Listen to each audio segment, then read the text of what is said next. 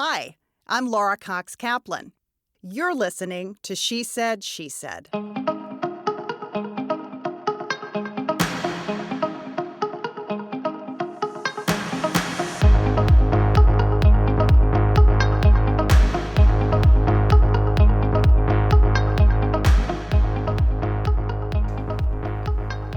Without question, Nancy Brinker is the leader of the global breast cancer movement. In a single generation, the organization she founded in the name of her sister, Susan G. Komen, has changed the world and the way we talk about not just breast cancer, but all types of diseases.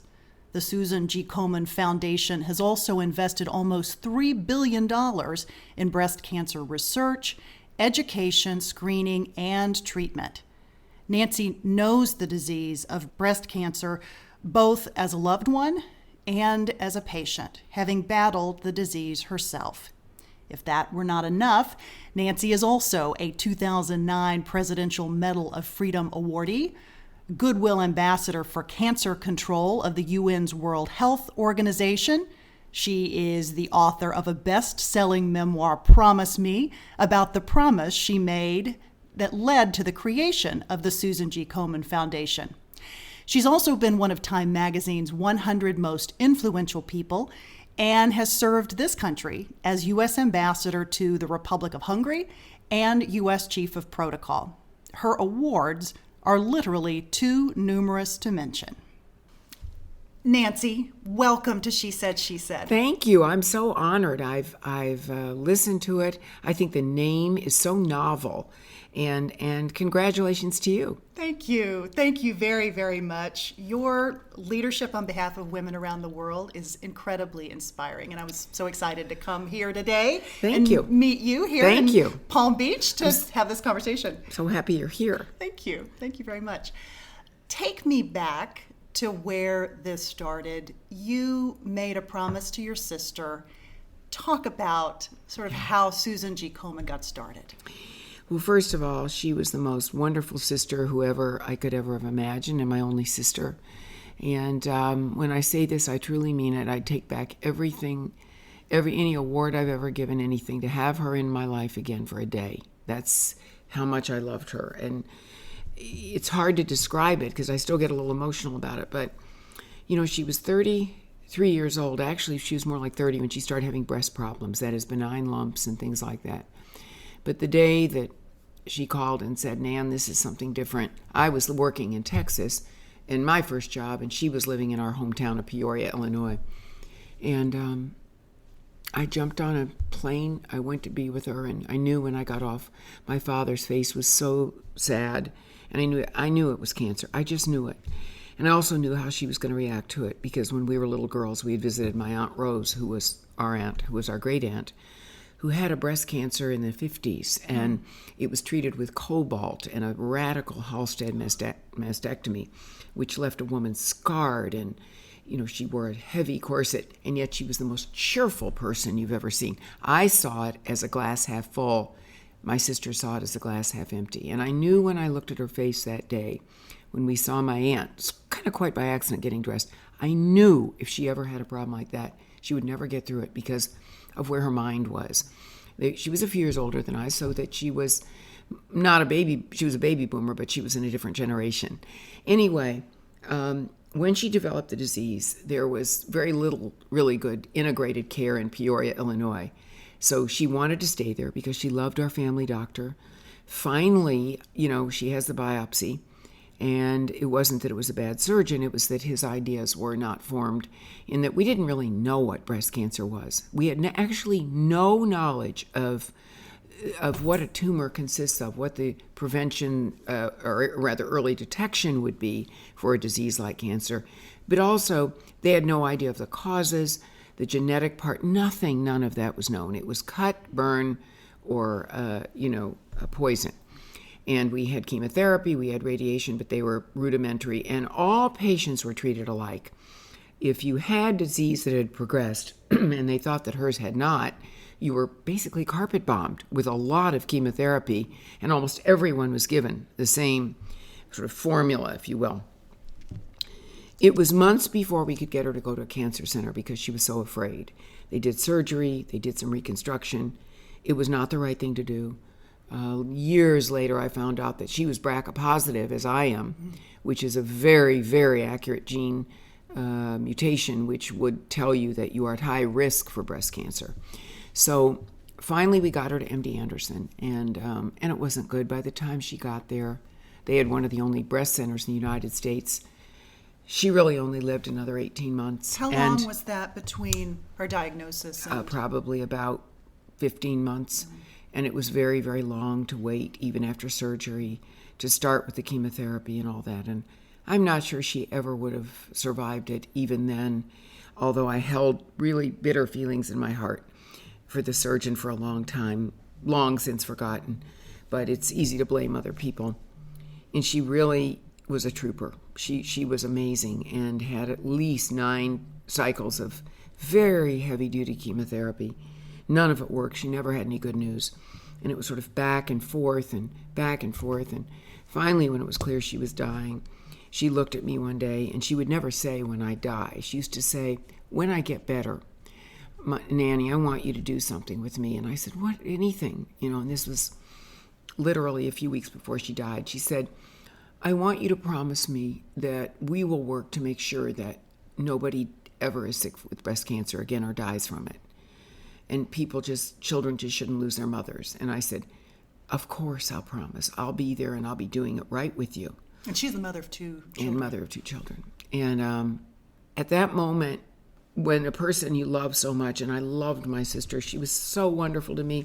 She really was like a second mother. I was the tomboy in the family, and I always had to do kind of the dirty work. She truly was the beauty queen, and sweet to me, though. She understood how to motivate me, was to be nice, and I'd do anything for her that I could, which I did. And anyway, but it was so devastating to lose her, and I'm still not over it, and my father never recovered. And to see a person you love so dearly shrink away so young and die like that so painfully, and there was nothing we could do. And so the few things I knew that really bothered her, A, that we didn't know enough about the disease, B, that there weren't enough therapies, and every time we'd go back there and had the most wonderful physician, a man named George Blumenshine, he did everything, and they did everything at MD Anderson in those days, but it was way too late. Yeah. We were to learn later. It was the pain and the agony that we all watched and knew how, and yet she always had a smile on her face, always still helping other people. She was a great volunteer. She was beautiful, a model. Everyone loved her. And yet I saw things that were painful to me. One was people in our hometown thought it was contagious, still in those days, in 1978, 79. Betty Ford had breast cancer in 1974, and people watched on TV as President Ford threw her a football as she was moving around, never ever seen before on TV. And you couldn't say the words breast in public, in radio, TV, film. You could not use the word breast. Newspaper for sure. So you could see where we were in terms of communication. Yeah. And so I promised her this, and because when you love someone so much, you promise whatever you can in their moments. And when she died, devastating, as I already said. But after about a year, and I had then married a wonderful man about 4 months after she died, named Nancy Brinker, who was inspirational himself in teaching me how to market things, how to build things. He was building and had built already a very large restaurant company and was on his way into his second one. Also, my father was very, very bright in what he used to do. He was a real estate developer and a great salesman at one time. My mother was a full-time volunteer always, and there wasn't a week that went by that we didn't have to go with her to deal with homeless issues, the Red Cross, our local temple, whatever it was, we had to go with her. And she taught us, both our parents did, that to whom much is given, much is expected, and if not now, when, to help. And we lived in that kind of community. People helped everybody else. So about 6 months after I married Norman, and we were very happy, he had lost his wife, Little Mo Connolly, the famous tennis player in those days, young player, who died of ovarian cancer when she was 34. So he was very sympathetic of this. And One day, I got a group of women in our living room in Dallas, Texas, and said, you know what? We are watching Friends, and we all knew women who had died, and we never found out what they died of, but it was if they had vanished quietly. And we knew what that was. And I said, we're talking about a disease that we call the Big C. We can't even talk about it. We have to cure it. I promised my sister, I'm going to devote my life to it. I don't expect each of you to have to do what I'm going to do, but I want you to, if you want to, I want you to come for the journey because each of you is valuable. One of them was Kay Hutchison, wow.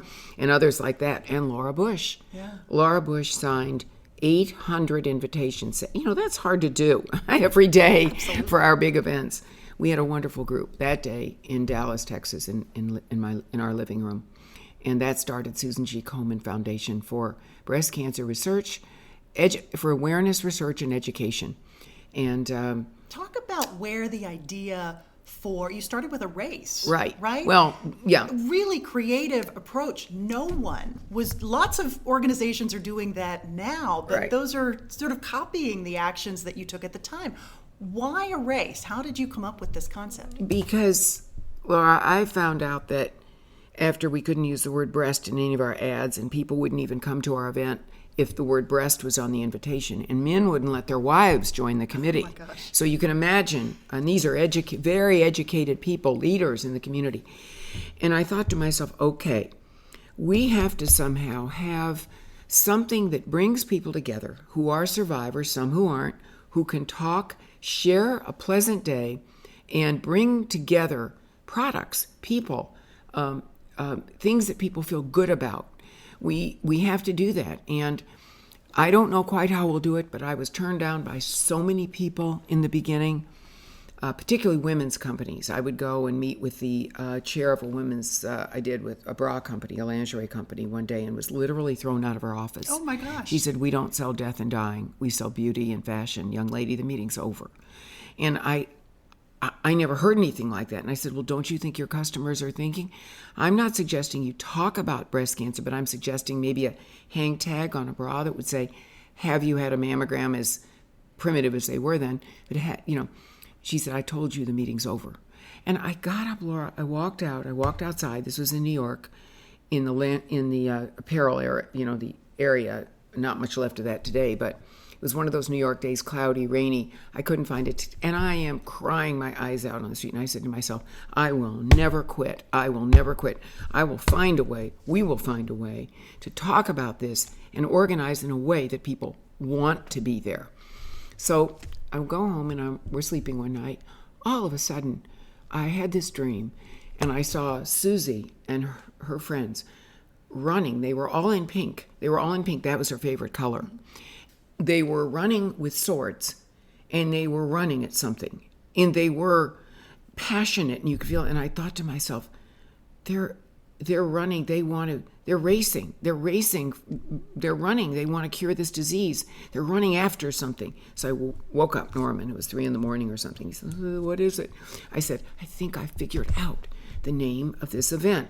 And we'd also met with a wonderful advertising agency, by the way, because we'd had our first event earlier, great big luncheon with Betty Ford, who came, and that really livened it up. But I realized if it was going to be grassroots, we had to have something that would bring people together. And I said, Norman, this is a race. It's a race of some kind. Women feel it's urgent. So anyway, went to a couple of this wonderful ad agency, and we muddled over it, and out of that meeting came the term Race for the Cure. And everyone said, on our little event committee, and 2 of my girlfriends came over one day while we were meeting on the next big luncheon we were organizing, and they said, they dragged me in the bathroom, and they said, Nancy, you can't do this. People are not going to turn out for anything. You saw what it was just to get our friends to this luncheon. Do you think people are going to turn out in we were going to do it at the Galleria, which had a giant parking lot. Do you think they're going to turn out for the Race for the Cure for breast cancer? Do you think their husbands are going to want them to do that? This was in about 1981. I said, well, we won't know unless we try, and I want to try it. And they said, you could disrupt our entire event.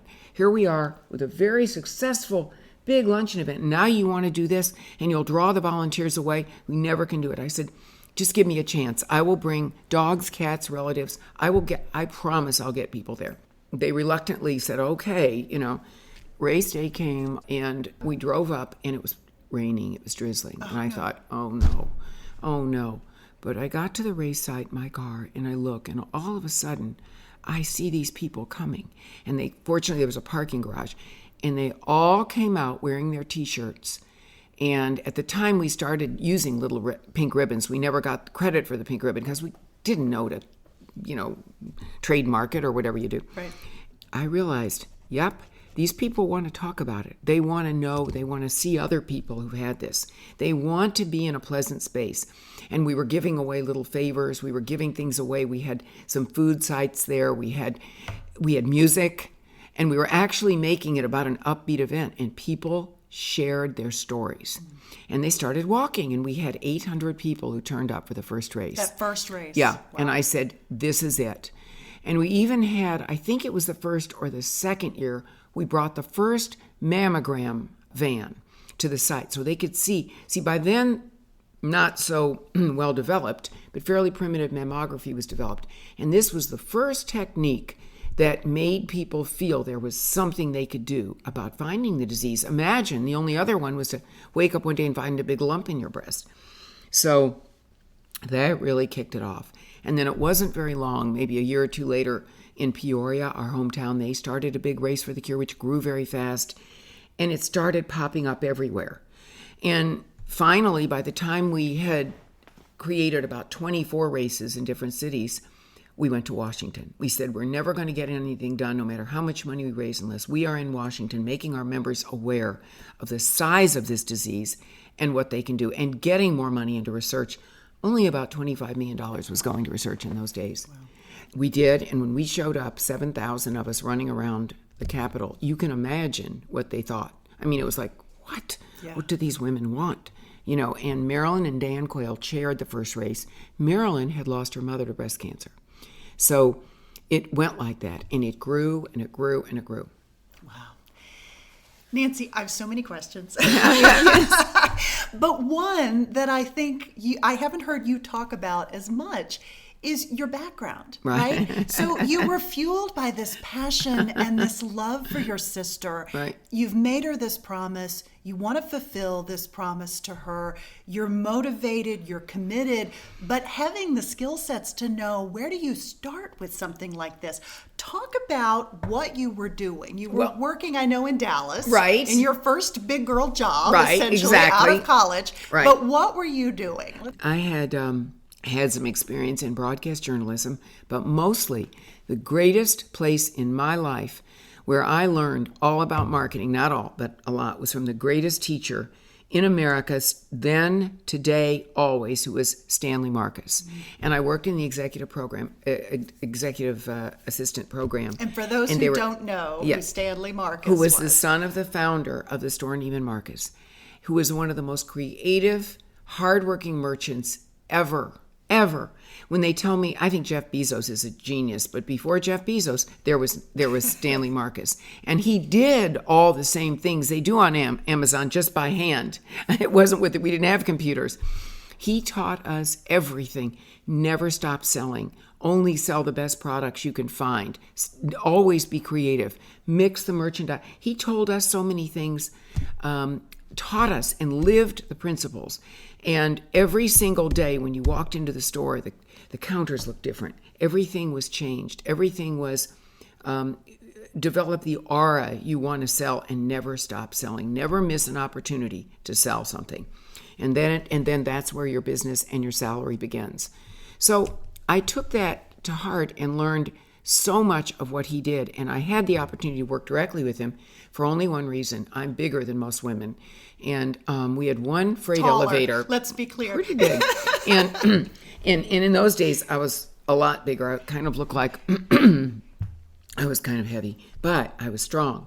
And we had one freight elevator in the store, and I could carry 10 to 13 coats and suits on each arm, like this, if I held up my arms, because we only had, and we needed to get those clothes up quickly to the fitting rooms. So one day I was on the elevator, all with my arms out. I looked like, I can't even tell you what, and perspiring. And Mr. Stanley gets on the elevator, and I almost fainted. I thought, uh-oh. He really liked good-looking models and people who looked like Twiggy. In those days, that was the thin girls. And here I am looking kind of like, I'm not sure what, a firefighter in uniform. I mean, not that firefighters don't look good, but I was all decked out in my, like that, and tubbier than I should have been. And I thought, well, that's it. And he kept looking at my name tag, and I thought, So I went home and called my parents, and I said, Mom and Dad, I think I'm going to get fired. Mr. Stanley, he saw me on the elevator. I introduced myself today, but I could tell he didn't like what he saw. So sure enough, 2 days later, I get this call. Miss Goodman, which was my former name, yes, it's Mr. Stanley. Would you come to my office? I thought, uh-oh, this is it. He's going to fire me. I go to his office, and he said, Miss Goodman, I haven't met you, and why did you come here? And I said, well, to tell you the truth, Mr. Stanley, it wasn't because I fit in your clothes really well. It was because I'm fascinated with marketing, and I'm fascinated with how you've done it. He did a thing called the Fortnight, where he changed the store into a country every year.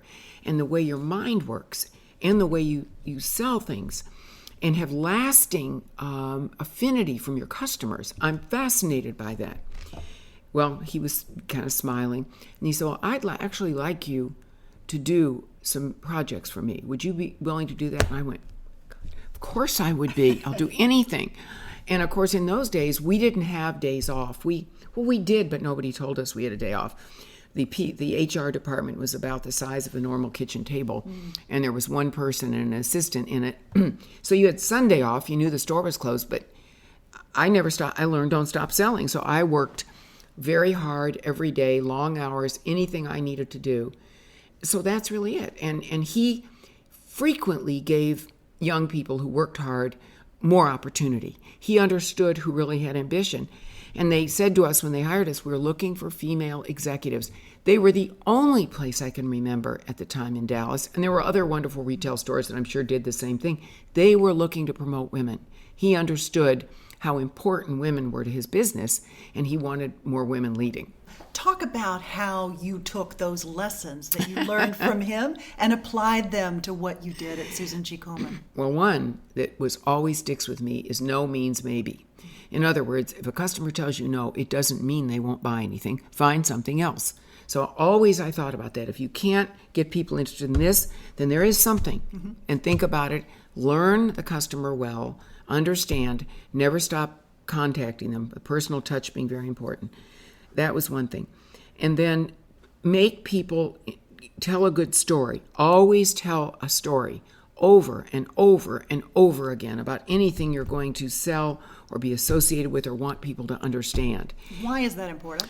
Because you have to have, people have to feel personally attached to what you're doing. Find a way to do that. And if you tell a real story and it was touching to you and pulls your heartstrings, chances are it will somebody else's. And hone the story in a way that you can tell it under a minute and you can make other people relate to it because they have a story. And find out what their story is. Very, very important. And never stop telling the story. I don't care how many times you told it. Over and over and over. Because then you will create people. It becomes a mantra. And it also becomes the core mission of whatever you're doing. Everyone else will tell the story. And it has to, of course, be relatable to everyone. So it isn't just about me. It's a story that all of us know, and we need to remind ourselves every day. And, of course, for that, you look at the Bible, still the most popular book in the world. Mm-hmm. You are, by anybody's estimation, a genius in development, in raising money for this cause for which you are so passionate. But for so many women, asking for money, in particular, can be a real challenge. Talk about and you've sort of incorporated a lot of what you learned from Mr. Stanley into that. But talk about your thoughts on raising money and how you can get over what seems to be an anxiety for an awful lot of people. It is a huge anxiety, and actually, I'm not comfortable to this day asking for money. I don't like to ask people for money. What I like to do is ask people to join my dream, and that's what my husband Norman taught me. Ask people to join your dream and make it their dream. And then they will give. Then there's nothing they won't do. I like to think of myself as a person who brings people in to a mission. And then they will do that. They will work for you. They won't have any trouble doing that. We had an employee at Susan Komen a few years ago who I really clashed with. And I think that was because she called me a fundraiser. And I said, you need to understand something. I'm not a fundraiser. I am a person who carries a mission in my heart all day long. And everyone in this room knows it. And because they know it, they know there's an authentic part there that they too like to be part of. People want to be part of a cause. And they want you to get them to where they believe the more they do, the better they'll be able to do. And there will be positive results. And they will have some responsibility in it. It really underscores that whole notion of understanding your why, right. why you're doing what you're doing, and right. how that helps to motivate other people, in right. addition to yourself. And understand why they're doing it. Yeah. So that if you take the time to understand the person that you're dealing with and asking to join your dream, your vision, what is it they want and need out of their life? Don't just assume yours is what they want. But always, if the mission is a common problem, a common threat, and Americans are the most generous people in the world. Also, you have to understand that people in America respond to crisis. They're not necessarily, most people I know who are donors, prevention oriented. It's getting better in education and certain things people are beginning to think of now, and in medicine because we have more progress. But at the end of the day, Americans always respond to crisis. Yeah. I was astonished to read, I had never heard this until I started doing some additional research for this interview today, that you as a child struggled with dyslexia. Right. And in those days, it really was not diagnosed. Talk about that experience and how that shaped you. I mean, I think people are astonished when they hear that because there is no lacking for accomplishment in your resume. Well, it's, I'll tell you what happened. I never realized that I was as learning challenged as I am until I had my son, Eric. Mm-hmm. We have the exact same issues, only by the time he was a child and older child and we got him into a special school, and he just whipped right through it.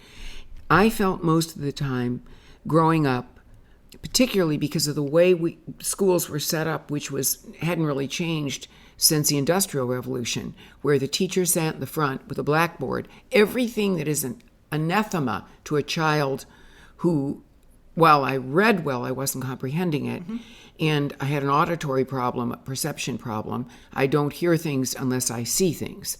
It doesn't break through.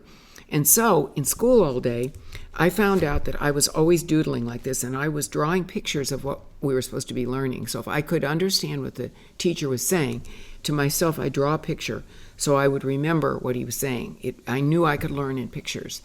And then as I got older, I failed. I got great grades because I worked really hard and I memorized everything, but I didn't really comprehend it. Yeah. I knew what the answer was, but it was because I had a way of memorizing it. But I finally learned how to learn. And it was difficult because nobody understood that. And when I took the SAT test to get into university, I think I had the lowest SAT scores in Illinois at the time.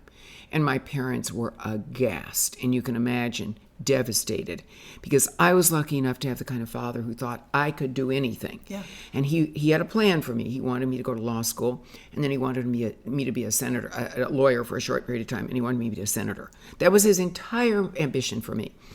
And I said, Dad, that would be great, but I'm sure I can't pass the LSAT. I couldn't pass the SAT and get anywhere other than the University of Illinois. They had to accept me because I had such top grades. But I was turned down everywhere else I applied. So you learn how you can learn, but it's difficult.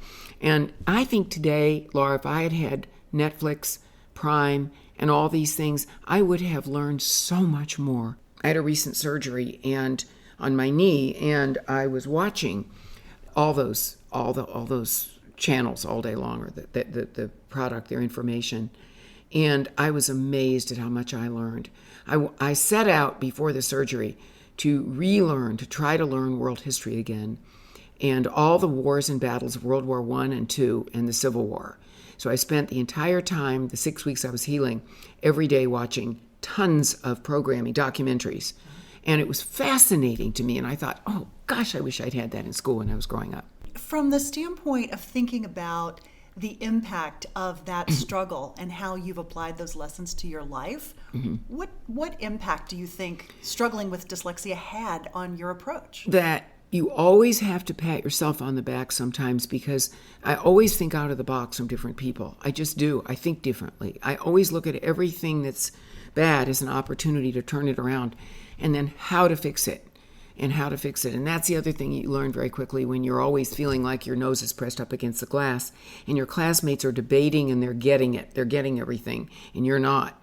Therefore, your solution always is something different. It's like, how do I take this, what I do understand, and turn it into something that will help fix it, but not the way they're doing it. Yeah. And that's really, I owe that to this sort of disability. And then I learned to not be ashamed of it and not be afraid to say, I don't understand what you're saying to me. I need you to draw me a picture or do it speak visually so I understand what you're talking about. And then I used to be terrified of reading a bank statement, anything, because I knew, I still don't do that particularly well, but once I'm explained, what is the business? What kind of profit are they looking for? How do they do that? What are better ways to make it happen? And then I can be very additive. And you learned how to make that work for you. You do, yeah. So I'd love for you to talk a bit about, you have taken on yet another project. You're still very involved with Susan G. Komen, of course, but you're now embarked on a more localized approach to addressing women's health and breast cancer in particular. Talk a little bit about your latest initiative. It's true. And the other thing I was going to say to you about being having some deficits in learning is that you become more intuitive sometimes about things. You feel things sooner than other people do. When I came back to Florida to live, and I've been here many, many years, we lived in Texas and Florida, and when I was a little girl, my parents brought me here. Very different state. People were coming to ride. They were coming here to play golf, ride horses, play sports, dog races, and whatever else they were doing. And there were a few million people living here. Under 7 million anyway. And I got back here all of a sudden. In the last few years, Florida's become the third largest state. Now that people go, what? It is, population-wise, the third largest state. Now why? What do? Well, we have an odd sort of infrastructure. Our tax base is property tax based. So we don't have a state tax, and that's actually, I believe, good in some ways. And we also have a very weak infrastructure. Our roads, our highways, our schools aren't where they should be. And likewise, our healthcare. We have a very fragmented healthcare system, particularly in Central Florida, where I live. So there are miles and miles of places where we don't have healthcare. We now have maybe some emergency centers.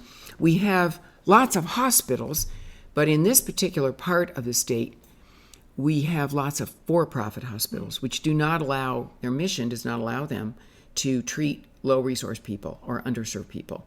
So that's really tragic. We do have federally qualified healthcare centers, which President Bush was so powerful in that movement, as was President Clinton and as was President Obama. They all understood these are centers funded by the government, which provide primary care on a sliding scale, so that if a patient comes in, they don't have to go through a morass of having poor insurance and can't get a doctor's appointment. So they'll pay what they can, but many, many come there with nothing, and they're treated, but only for primary care. So now, what do you do, and particularly in a disease like breast or cervical cancer, where your disease is detected, and then all of a sudden, where do you go? So this really has troubled me the last few years, because we have over 900,000 women living in this county, in Palm Beach County. Everyone thinks we're wealthy. We are, on the one road that goes up and down the ocean and the few roads next to it. And this small town of Palm Beach, there's a tremendous amount of wealth.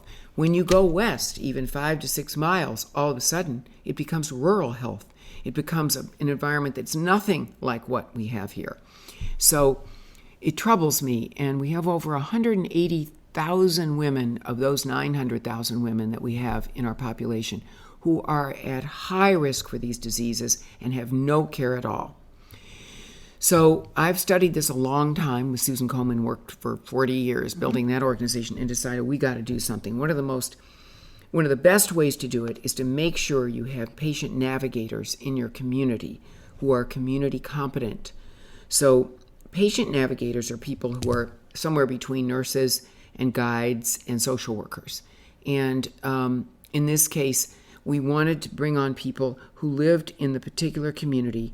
We have a massive amount of diversity in this county.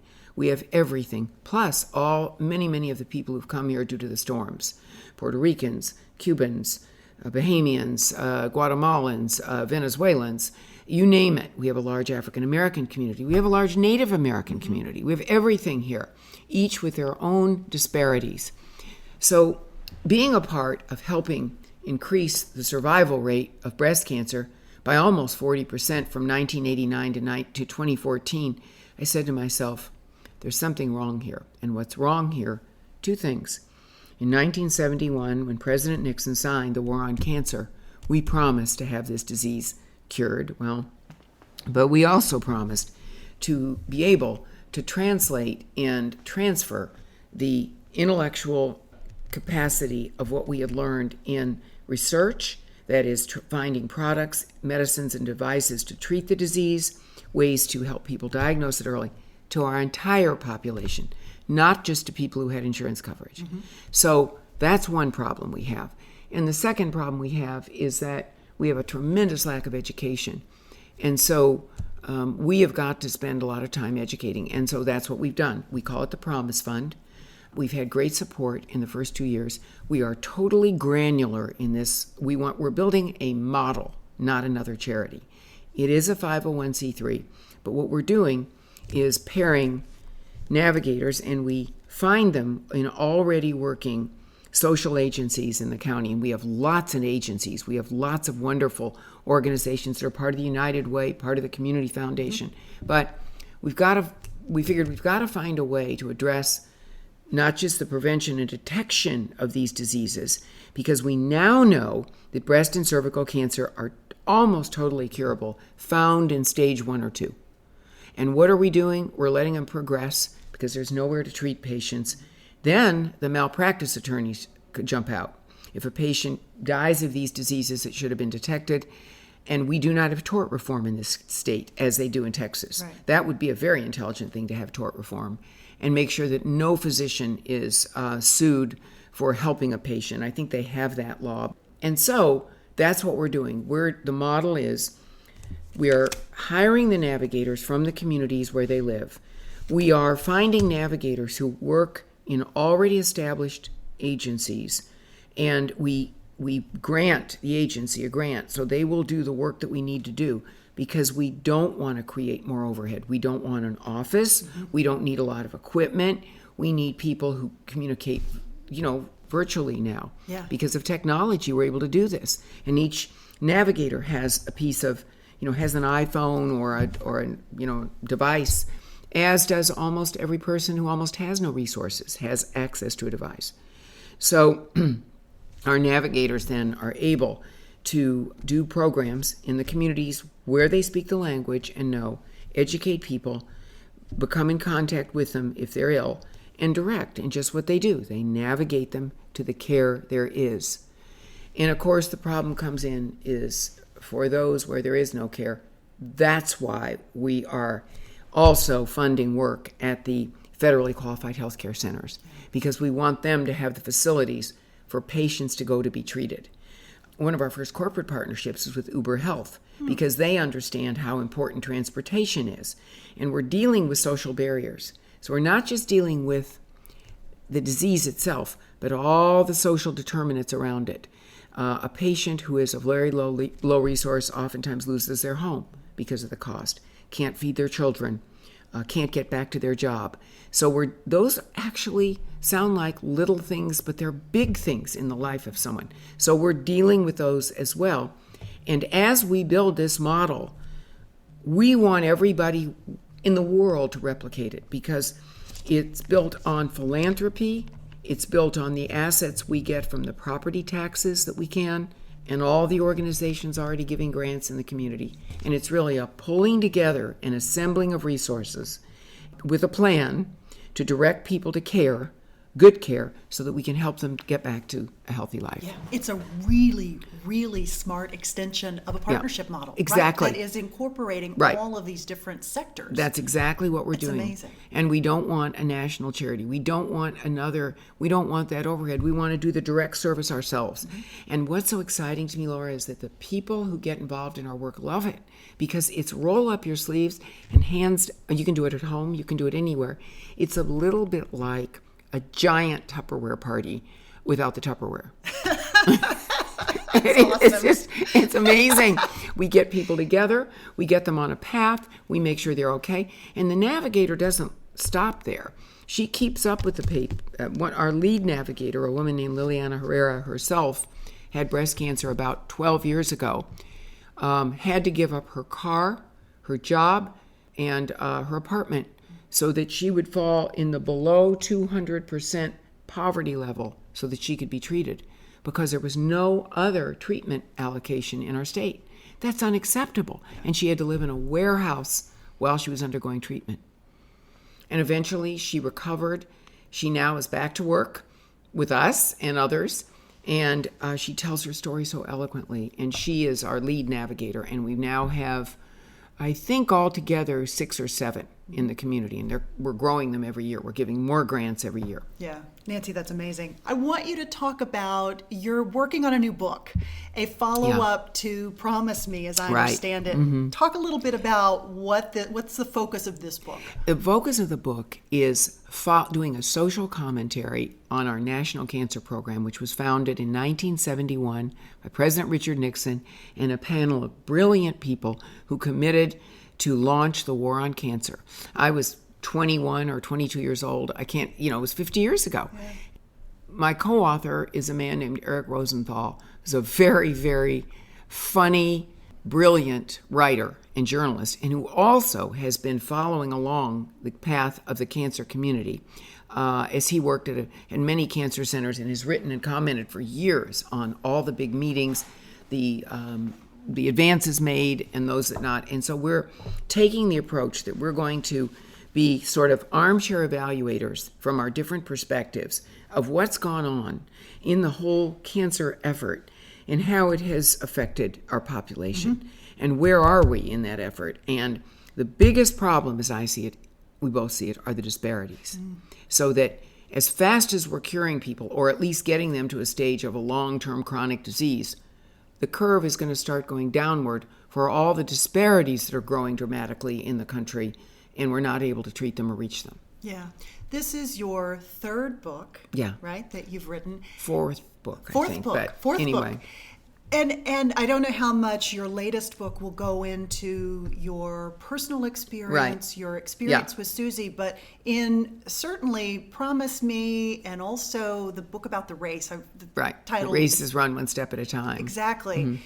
You had to dig deep and really relive all of this emotion, which you do in telling these stories. But how hard was that for you in writing these books? It's hard because you really have to take it apart and make sure what you're saying is not just emotional, because you get emotional. I had a very difficult time going through issues with an organization that had attacked us in 2012. For wanting to change our granting structure of what we were doing. This was the Planned Parenthood controversy, and it was just very misunderstood. And it became political. Yeah. We had worked so hard to never be political, and they made it political. And it never was intended to be. It was intended to adapt resources to where we believe they needed to go.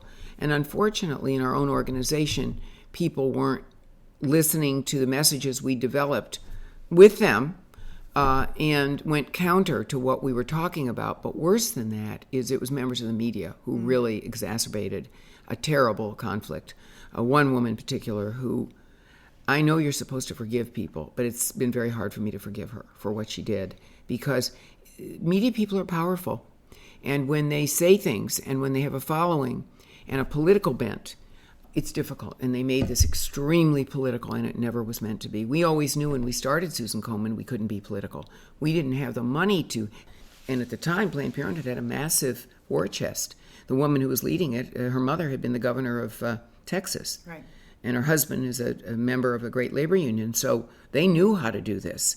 And it was traumatizing to us. It was horrifying to me that we would get caught up in something like that, and when we work so hard to be apolitical.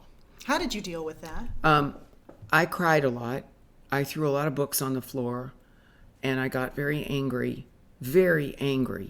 And I finally learned that I had to preserve myself and stop all that anger, to do something about it. So I didn't want to spend a whole time explaining it. We'd explained it, people didn't listen to it, or they distorted it.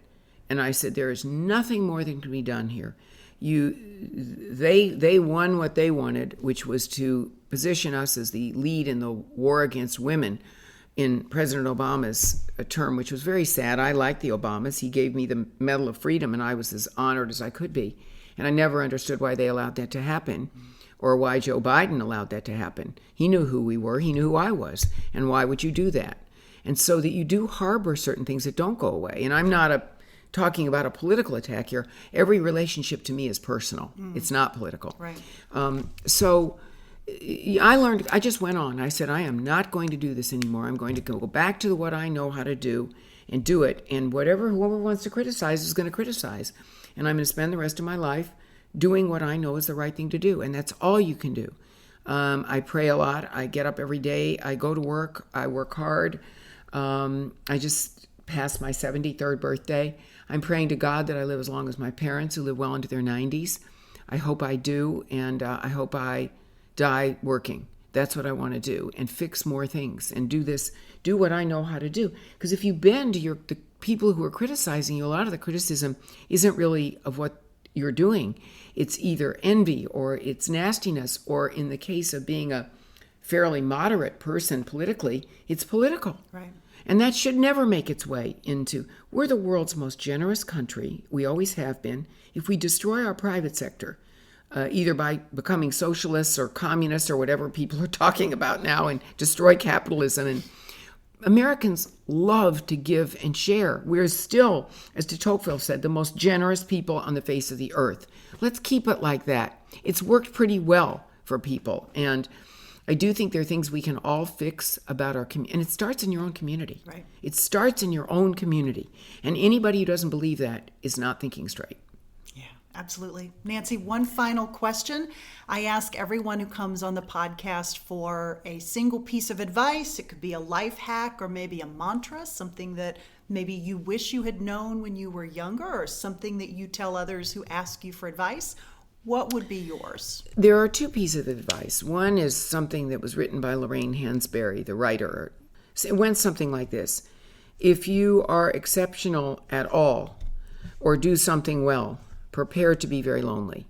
It's very, very lonely when you go down a path and all of a sudden, and I've never seen my own efforts, what I would consider truly successful, because as Madame Curie said, Marie Curie, who was the greatest influence in my life of someone I never got to meet. I never see what has been done. I only see what remains to be done. Focus on what remains to be done. It's always good to look back and say, gee, I did a good job. I got an A there. That was great. Or I'm still mad at this person. Forget it. Walk off and continue to know much remains to be done. And take your life really seriously, but try to have certainly a little more. I've had a wonderful life. I had a wonderful husband who unfortunately passed away. I have had wonderful people in my life, and thank God every day for every day you do have. And in that every day, that day you may have, and it may be your last, do something for someone else, no matter how small or so big. It's the only thing that will ever make you feel really, really good. That's my advice. It won't be a new dress, and it won't be a new whatever it is, or a vacation can make you feel good. But knowing in your heart and in your spirit, you help someone, there's no better feeling. Yeah. Nancy, you are a treasure. Maybe not. Thank you for saying that. Thank you for being here. Thank you for sharing your perspective and your wisdom. It is incredibly inspiring. Thank you. And thank you for coming all this way to visit me. You're welcome anytime. Thank you. Oh, be careful. You'll find me outside there. Thank you again. You will find links to Nancy's complete bio in the show notes. We have barely scratched the surface with this interview, but I've also included links to Susan G. Komen, the Promise Fund, and some photos from our time together today. Nancy is one of the most incredibly inspiring and impactful women that I have ever had the privilege to meet. She reminds us of the tremendous impact that we can have when focused on a cause or a problem. Thank you so much for listening.